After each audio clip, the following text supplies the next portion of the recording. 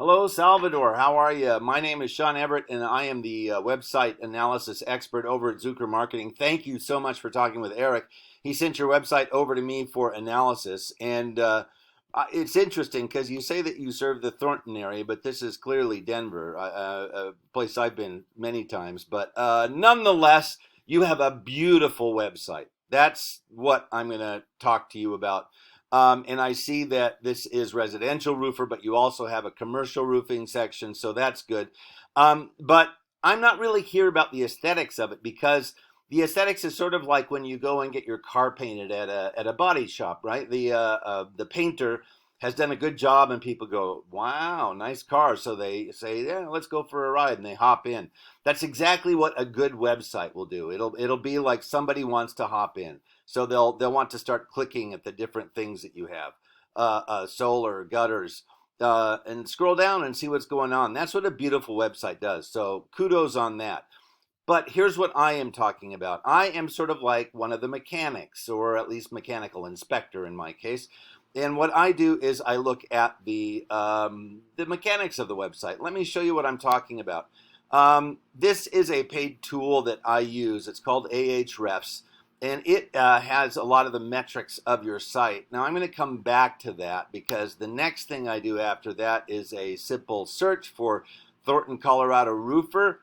And I'm going to have to describe to you how Google works a little bit, and please try not to fall asleep on me. I'm going to try not to geek out while telling you what this is.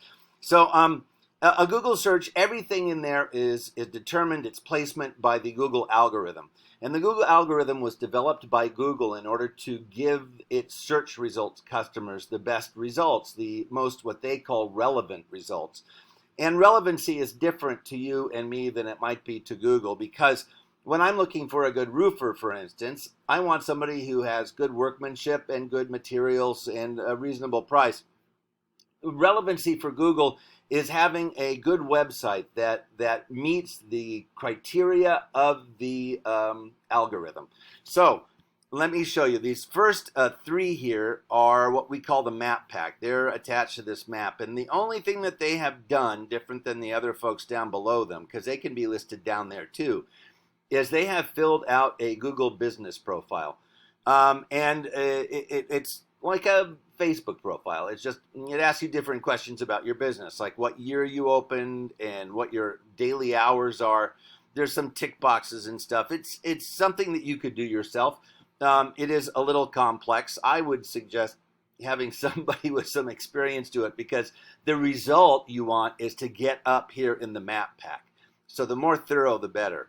Now, underneath this is what we call the organic search results. Now you can see that the first result is not a roofer at all, but a list of roofers on Yelp. And the first roofer we find is Infinity Roofing. Now, I'm going to refer to them as your Google competitor. Now, because I see this at the end of it, Thornton, Colorado, I'm going to assume that they're actually based in somewhere else, and they have just put Thornton, Colorado as being, a roofer there. And the reason that they can do that is because Google doesn't check.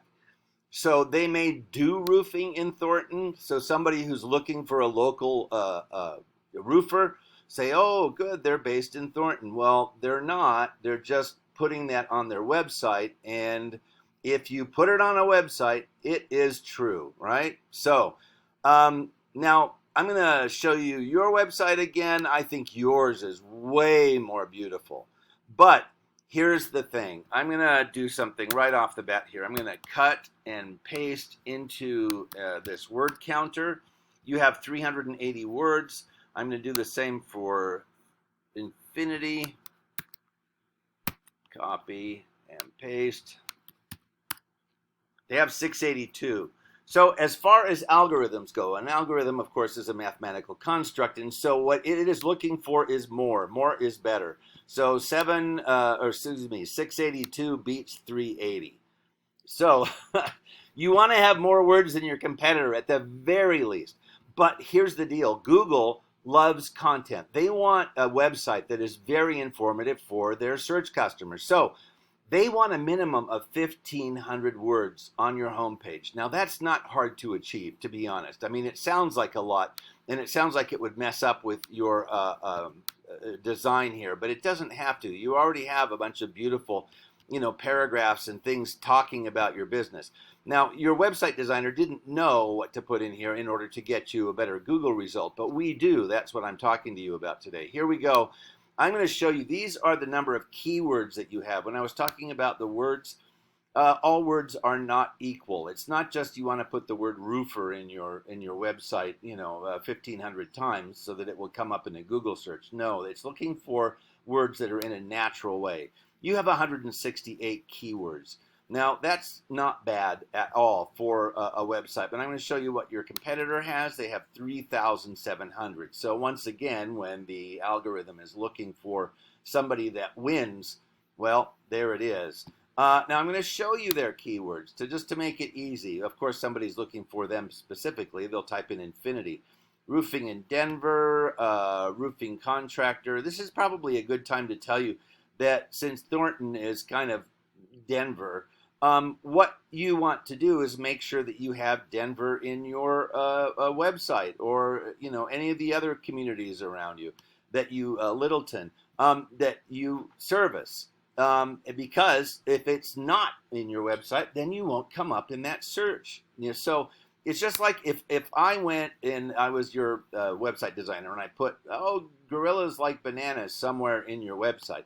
When somebody in Africa was typing, do gorillas like bananas, your website would come up and they'd think to themselves, why is this Colorado roofer coming up for this search? And it's because you had it in your website. The inverse is true. If you don't have it in your website, you're not going to come up. There's going to be lots of different terms that can come up, like gutters, like gable, like soffit, like TPO. All of those things would be good to have on your website because you know what the words in your industry are. I do not. This is just the first page of 87 for them. They have a lot of different keywords. Now, the next thing I'm going to talk to you about is backlinks. Now, a backlink is where a different site refers back to your site. In other words, if you are listed on Angie's List, they have a link back to you, so they call it a backlink. You have 84. Infinity has 1,700. Now, those two numbers together are exactly what caused this to be listed high. Those are good numbers, and that put them up at the top of the list. Now, here are their websites that they're on. They are on Wikipedia somehow. Wow, good for them. I don't know how to do that. I'd love to be on Wikipedia. I'm not that important. Home Advisor, MapQuest, Crunchbase, Muffin Group, which is the site probably that they bought their website from. Expertise.com, Yellow Pages. You want to be in anything that's in 70 and above. These are called the domain ratings, the DR. And that is the strength of a website based upon its backlink profile, meaning how many other sites refer to it, which is why Wikipedia is up there. How many sites have you said, look at the Wikipedia for information on this? Because everybody refers to them, it becomes a very trusted site. This is the strength of it on the backlinks. So you want to be on these highly rated sites in order to have a better placement in the Google search. And you and I both know how much we search for things on Google. I mean, I search for the craziest things, but it's, where I search is essentially at the top. I often don't scroll down much further than the bump stop, which is right there. See that bump? I scrolled down and it just stopped.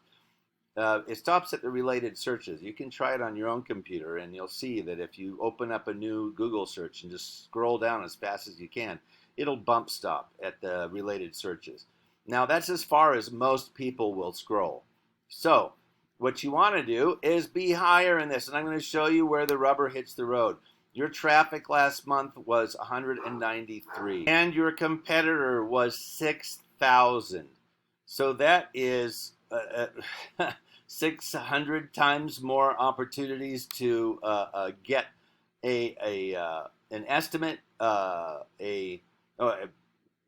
Yeah, no, 6,000, no, 600 more times. Yes, there we go. I was doing the math wrong in my head.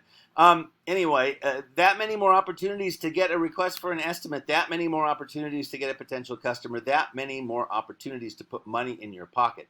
This site I have actually lists what the value of these clicks are.